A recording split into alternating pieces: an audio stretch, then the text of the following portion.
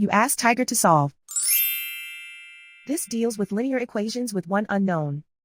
The final result is x equals -11/4. Let's solve it step by step. Simplify the expression. Group like terms. Simplify the arithmetic. Isolate the x. Divide both sides by -12. Cancel out the negatives. Simplify the fraction. Move the negative sign from the denominator to the numerator. Find the greatest common factor of the numerator and denominator. Factor out and cancel the greatest common factor.